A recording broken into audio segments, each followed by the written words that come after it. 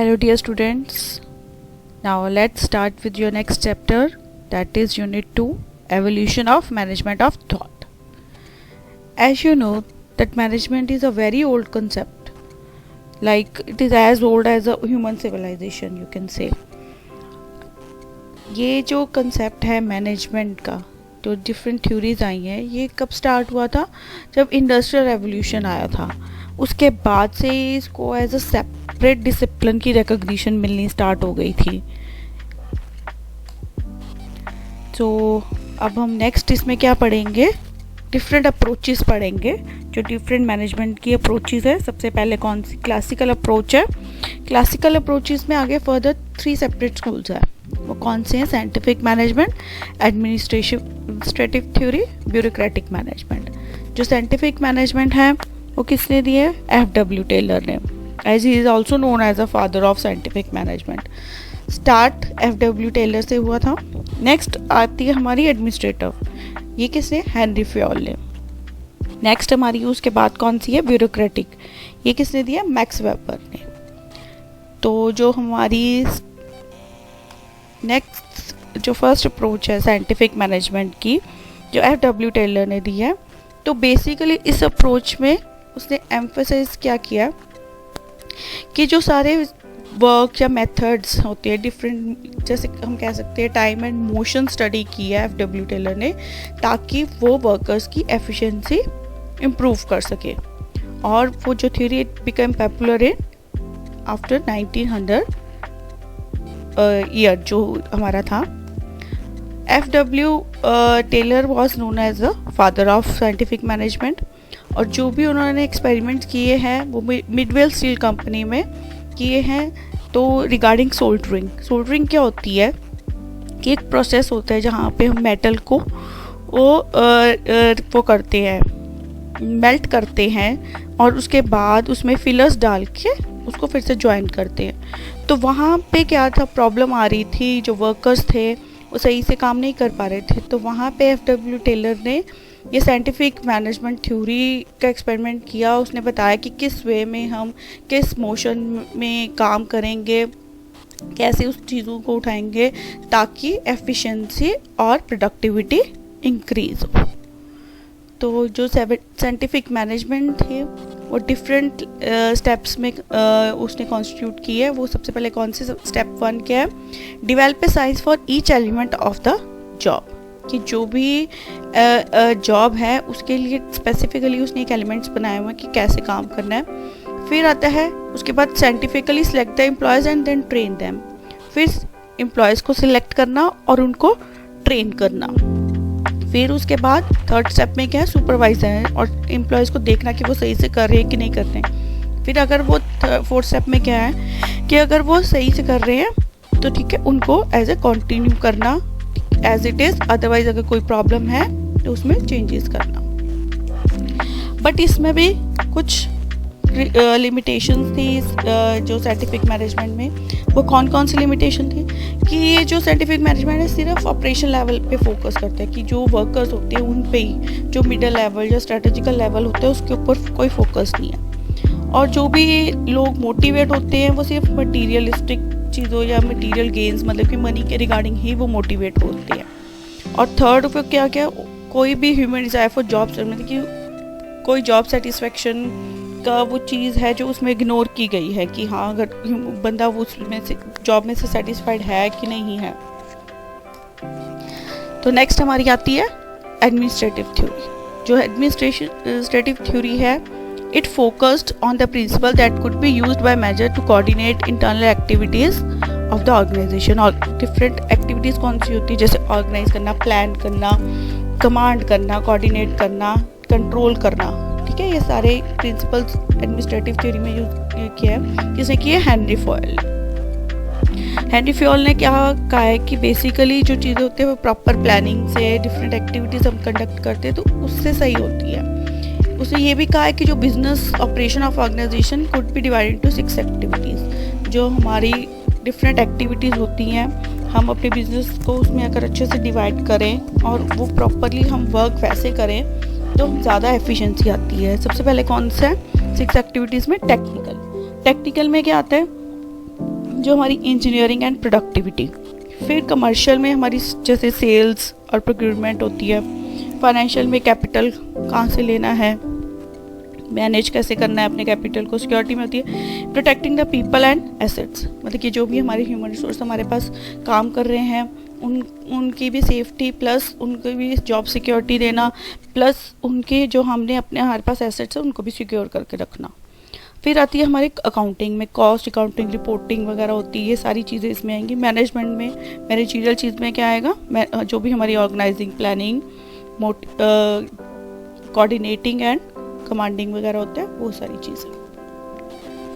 तो Henry foil ने next क्या है, प्रिंसिपल्स दिए, 14 प्रिंसिपल्स दिए हैं। उसमें क्या है कि डिफरेंट, ये बहुत ही ज़्यादा इम्पॉर्टेंट है 14 प्रिंसिपल्स ऑफ हेनरी फॉयल। तो फर्स्ट सबसे पहले क्या है, division of work. Division of work में क्या है कि work should be divided among the individuals and the group to focus efforts and attention to each part of task. कि जो भी वर्क है वो ईच एंड एवरी इंडिविजुअल को प्रॉपरली डिवाइड करना है और बताना है कि अटेंशन किस तरह से कैसे काम करना है। फिर आती है हमारा authority. Managers have the authority to give orders but that right also implies responsibility. कि जो अगर हमारे पास अथॉरिटी है कि किसी को कमांड करना, तो प्लस हमारे पास रिस्पॉन्सिबिलिटी भी आती है कि हाँ हम ही रिस्पॉन्सिबल होती है कि अगर कोई काम नहीं हो रहा, ठीक है। तो ये सारी चीज़ें। फिर आता है हमारा discipline. Employees must obey and respect the rules and their manager as long as the manager respect the need for the sound leadership. मतलब कि ऑब्वियसली डिसिप्लिन मेंटेन होएगा एक ऑर्गेनाइजेशन में, तभी अच्छे से काम होएगा। जो मैनेजर्स ये रूल्स एंड रेगुलेशंस हैं उनको एम्प्लॉयज़ को रिस्पेक्ट करना चाहिए और ओबे करना चाहिए, क्योंकि तभी एक वो भी अच्छे से, जो मैनेजर है अच्छे से आपको लीड कर सकता है। फिर आता है हमारा unity of command. Unity of command में क्या है कि जो भी है कमांड देने वाला वो एक ही होना चाहिए, जो सुपीरियर, बहुत ज़्यादा नहीं होने चाहिए आपके, ठीक है। एक ही सुपीरियर होएगा तो आप उसी को रिपोर्ट करोगे, इजीली वर्क कर सकते हो। फिर होता है unity of direction. Every set of organization activity need same objective. और जो भी हमारा काम है उसका एक ही डायरेक्शन होना चाहिए, ये नहीं होना चाहिए कि एक डिपार्टमेंट कुछ कर रहा है, एक डिपार्टमेंट कुछ कर रहा है। फिर आता है हमारा subordination and individual interest to the general interest. इसका मेन क्या होता है कि the goods and organization paramount the worker must work for the team, ठीक है। जो भी हमारे इंडिविजुअल है उनका इंटरेस्ट जनरल इंटरेस्ट होना चाहिए, जो भी है वो इकट्ठे काम करे, एक दूसरे एज अ टीम काम करे। देन क्या आता है हमारा रेम्यूनरेशन। ये क्या होता है कि workers must paid their fair wages to their services. जो भी वो काम कर रहे हैं उनको प्रॉपर रेम्यूनरेशन मिलना चाहिए, प्रॉपर उनकी सैलरी या वेज होती है प्रॉपर मिलना चाहिए। अगर उनको सही से नहीं मिलेगा तो वो अच्छे से काम नहीं करेंगे। नेक्स्ट होता है सेंट्रलाइजेशन, मतलब कि जो भी द डिग्री ऑफ सेंट्रलाइज और decentralize should be determine for each situation. जो भी काम हो रहा है वो एक प्रॉपर एक बॉस होना, जैसे सी होता है उसके पास सारी रिपोर्टिंग जानी चाहिए। तो सेंट्रलाइज है या डिसेंट्रलाइज है ये डिटरमिन होना चाहिए, ये नहीं है हर कोई आके अपनी डिफरेंट चीज़ें बता रहा है। नेक्स्ट आता है scalar chain. The line of authority runs from top management to the workers. This is a scalar chain and the communication should follow it. However, it follows the chain create delays. Communication across the organization should be used, providing everyone is kept informed. जो भी chain है proper chain में हर चीज़, हर information देनी चाहिए top management से, middle management से फिर आगे ऑपरेशन मैनेजमेंट। फिर नेक्स्ट आता है order. The principle is concerned with systematic arrangement of man machine material etc to minimize the waste time and duplication of stock। तो इसमें क्या है कि प्रॉपर ऑर्डर होना चाहिए। जो भी हम काम कर रहे हैं, मैन मशीन मटेरियल है, एक प्रॉपर प्रोसेस में इस तरह से प्लेस होना चाहिए कि वो हमारी जो वेस्टेज है वो कम हो। नेक्स्ट है equity. The manager should be kind and fair to. अब सबके साथ एक जैसा ही बिहेवियर होना चाहिए, पार्शियलिटी नहीं होनी चाहिए, ठीक है। स्टेबिलिटी ऑफ टेन्योर कि high employee turnover is inefficient. अगर ज़्यादा आपके जो एम्प्लॉयज़ हैं बार बार जो आपकी ऑर्गेनाइजेशन छोड़ के जा रहे हैं, तो वो चीज़ नहीं होनी चाहिए, वो आपकी एफिशिएंसी पे, प्रोडक्टिविटी पे भी इफ़ेक्ट करेगा। तो उनकी स्टेबिलिटी भी होनी चाहिए। नेक्स्ट है initiative. Employees who are allowed to originate and carry out the plans will exert high level of efforts। कि जो इनिशिएटिव लेते हैं ऑब्वियसली उनको आगे बढ़ने का मौका मिलता है, उनकी डेवलपमेंट होती है। नेक्स्ट है स्पिरिट कॉर्प्स। इसमें क्या, promoting the spirit as a role of manager, it builds a harmony and unity within the organization. मतलब कि जो भी आपके टीम मेंबर्स हैं, जो आपके फर्दर आपके एम्प्लॉयज़ हैं, मैनेजर का रोल क्या है कि उनको मोटिवेट करना और उनके बीच में हार्मनी क्रिएट करके रखना ताकि ऑर्गेनाइजेशन सही से वर्क करे। नेक्स्ट हमारी आती है ब्यूरोक्रेटिक। तो ब्यूरोक्रेटिक में क्या होता है कि जैसे ये क्लियरली डिफाइंड है ब्यूरोक्रेटिक की फॉर्मल अथॉरिटी और रिस्पॉन्सिबिलिटी आती है। ठीक है, रूल्स एंड रेगुलेशंस होते हैं इसमें कि एक लेवल से दूसरे लेवल्स पे जैसे काम प्रॉपर एक सिस्टमेटिक वे में जाएगा। सबसे पहले क्या होता है, major characters of bureaucracy is work specialization and division of labour. इसमें क्या है, division of labour should be fixed and there should be a balance between the power and responsibility. Proper power and responsibility होनी चाहिए कि किसने क्या काम करना है। फिर उसके बाद है रूल्स एंड रेगुलेशंस भी होने चाहिए, impersonality, then hierarchy of, proper एक हायरार्की लेवल होना चाहिए, तभी वो काम सही से होएगा। लिमिटेशन क्या है, नॉट यूनिवर्सली एक्सेप्टेड प्रिंसिपल्स, कि सारे इसके प्रिंसिपल यूनिवर्सली एक्सेप्टेड नहीं है। Bureaucracy destroy the individual creativity and flexibility. Obviously जहाँ पे ब्यूरोक्रेसी होएगी, एक अथॉरिटी सिस्टम होएगा अथॉरिटेटिव, कोई क्रिएटिविटी नहीं होएगी ना फ्लेक्सिबिलिटी होएगी, जैसे रूल ऑफ थंब में ही काम करेंगे वो। और different aspects of organization behaviour also ignored and internal external environment also ignored, कि इंटरनल और एक्सटर्नल एनवायरनमेंट कोई इफेक्ट ही नहीं डालता, ये सारी चीज़ें इग्नोर की गई हैं इसमें। तो नेक्स्ट हमारी आती है ह्यूमन रिलेशन अप्रोच। इसमें क्या है, एल्टन वायर की ह्यूमन रिलेशन अप्रोच है। He is the father of human relation approach. और जो भी उसने एक्सपेरिमेंट्स कंडक्ट किए हैं वो कहाँ पे किए, हाथन प्लांट पे, वेस्टर्न इलेक्ट्रिक्स हाथन प्लांट पे।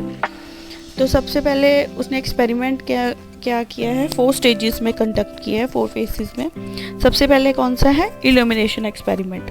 इस एक्सपेरिमेंट में उसने क्या देखा है कि जो भी हमारी प्रोडक्टिविटी है, वो कहते हैं जो भी चीज़ें इम्प्रूव होती है वो सिर्फ वो कहते हैं इन फॉर्मल वे में नहीं, क्या हम प्रोडक्टिविटी सिंपल वे में नहीं इंक्रीज़ कर सकते, इनफॉर्मल जो सोशल रिलेशन होते हैं वो इम्पैक्ट डालते हैं। इस एक्सपेरिमेंट में उसने ये देखा। देन उसने relay assembly test room experiment में क्या देखा कि वो उसने देखा कि जो शॉर्टर वर्किंग आवर्स होते हैं, प्रॉपर रेस्ट पीरियड्स होते हैं, या जो हमारी फिजिकल एनवायरनमेंट कंडीशंस होती है फ्रेंडली, उसमें प्रोडक्टिविटी ज़्यादा इंक्रीज होती है। और नेक्स्ट हमारे इंटरव्यू फेज में क्या आया कि जो रिजल्ट्स आए हैं वो हैं इनफॉर्मल रिलेशन, सोशल और साइकोलॉजिकल नीड्स हैं, वो हमारे बिहेवियर पे इम्पैक्ट डालती हैं। जो उसका 4th वाला एक्सपेरिमेंट वो कौन सा था, bank wiring observation and room experiment. इसमें उसने क्या देखा है कि जो ऑर्गेनाइजेशन है कि वो सिर्फ टेक्नो इकोनॉमिक यूनिट नहीं है, बट वो एक साइकोलॉजिकल यूनिट भी है जहाँ पे वो इम्पैक्ट डालती हैं वर्कर्स के ऊपर। जो भी और सारे ऑर्गेनाइजेशन में मोस्टली क्या करते हैं, जो एम्प्लॉयज़ होते हैं अपने स्मॉल डिफरेंट ग्रुप्स बना लेते हैं, इनफॉर्मल ग्रुप्स, उसी में वो खुश रहते हैं और उसी के अकॉर्डिंग वो काम करते हैं। फिजिकल कंडीशंस है वो भी इन्फ्लुएंस करती है उनकी प्रोडक्टिविटी, और वो के लिए मनी के रिगार्डिंग मोटिवेट नहीं होते, डिफरेंट चीज़ें भी हैं वो भी इम्पैक्ट डालती हैं। जो डिफरेंट कंट्रीब्यूशन ऑफ हाथन स्टडी क्या है, द ग्रुप इज़ अ की फैक्टर इन जॉब परफॉर्मेंस। जो ग्रुप है वो ज़्यादा इम्पैक्ट डालता है आपकी जॉब परफॉर्मेंस पे। Perceived meaning and importance of work determine output. जो भी इम्पोर्टेंस है आपकी वो चीज़ वर्क की, वो सारा आपका आउटपुट डिपेंड करता है। अगर अच्छा इनफॉर्मल ग्रुप है वहाँ पे तो वो भी आउटपुट आपका क्या है, अच्छा आएगा। Work place culture sets its own production standard. जो वर्क प्लेस का कल्चर है वो भी आपके जो आउटपुट है उसके ऊपर आपके इम्पैक्ट डालता है। However, the criticism of Hathan study is also there कि इसमें क्या है, the relationship between satisfaction of worker is productive is too simple। कि बहुत सिंपल है कि हाँ ऑब्वियसली कि सिर्फ उन्होंने रिलेशनशिप देखा है, ग्रुप में वो अगर काम करे तो प्रोडक्टिविटी हो रही, और डिफरेंट जो the study also field in focus on the attitudes of employees. Different attitude पे भी इम्पैक्ट वो कहते हैं इम्पैक्ट होता है, बट वो उस चीज़ को भी इग्नोर किया गया हाथन स्टडी में। नेक्स्ट हमारी आती है बिहेवियरल अप्रोच। बिहेवियरल अप्रोच में क्या है, the behavioural school of management emphasis what the classical theorist ignored. इसमें क्या है, ह्यूमन एलिमेंट। ह्यूमन एलिमेंट में क्या है कि इस अप्रोच में कि उन्होंने इम्पैक्ट डाला है कि जो एक्सटर्नल स्टिमुलाई होता है वो इफेक्ट डालता है हमारी मेंटल स्टेट और हमारी डेवलपमेंट पे। जो बिहेवियरल अप्रोच है उसमें क्या है, the behavioural science approach stressed upon the groups and group behaviour. Group और ग्रुप बिहेवियर के ऊपर इम्पैक्ट डालते हैं। It focuses on group relationship, और इसने क्या इम्पैक्ट है कि ग्रुप के जो रिलेशनशिप है वो हमारे ऊपर इम्पैक्ट डालते हैं। It refined the human relationship and as wide as scope it is much more systematic study of human behaviour in organizations. कि ह्यूमन रिलेशन ही बहुत ज़्यादा इफेक्ट डालते हैं और सिस्टमैटिक स्टडी है एक तरह से ये ह्यूमन बिहेवियर की, कि वो हमारी ऑर्गेनाइजेशन में हमारी प्रोडक्टिविटी पे इम्पैक्ट डालते हैं। The behaviour studies the group dynamics in formal organization, leadership, motivation and participative management. कि इसमें बिहेवियरल साइंस अप्रोच में ये भी देखा गया है कि जो हमारे ग्रुप डायनामिक्स होते हैं, इनफॉर्मल जो लीडरशिप होती है या मोटिवेशन के थ्रू, उससे हमारे बिहेवियर में भी चेंजेस आ सकते हैं। डिफरेंट अदर मॉडर्न अप्रोचेस कौन सी हैं हमारी, क्वांटिटेटिव अप्रोच। इसमें क्या है, management science another name of operation research, operation management and management information. Quantity approach ये हम जैसे डिफरेंट जैसे मैथमेटिकली रूल्स होते हैं, मैथमेटिकली फॉर्मूलेज होते हैं, उसके रिगार्डिंग हम इस अप्रोच को यूज़ करते हैं। और अदर हमारी डिफरेंट अप्रोचेस और कौन कौन सी हैं, सिस्टम अप्रोच। इसमें क्या है, और बताया कि ऑर्गेनाइजेशन कोई आइसोलेशन में वर्क नहीं करती, और भी हमारे फैक्टर्स होते हैं और भी डिफरेंट चीज़ें होती हैं जो हमारे वर्क पे इफ़ेक्ट डालती हैं। जैसे जो भी हमारा एक सिस्टम होता है उसके आगे फर्दर सब सिस्टम्स होते हैं, वो इम्पैक्ट डालते हैं।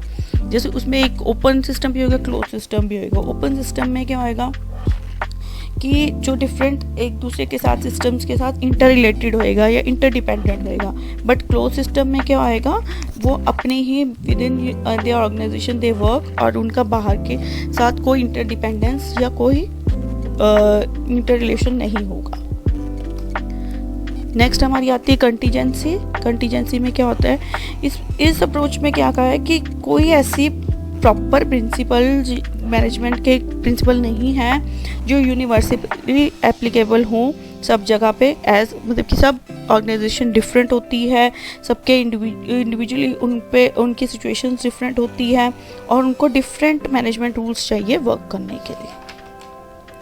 लास्ट हमारी कौन सी है, ऑपरेशनल थ्योरी। ऑपरेशनल थ्योरी में क्या है कि it refers to the different strategies used as structure administrative business to create a higher level of efficiency in the organization. Different methods have to be used most efficient way to the maximize profits। कि हम different operational methods use कर सकते हैं अपने productivity को increase करने के लिए। I hope this chapter is clear to you.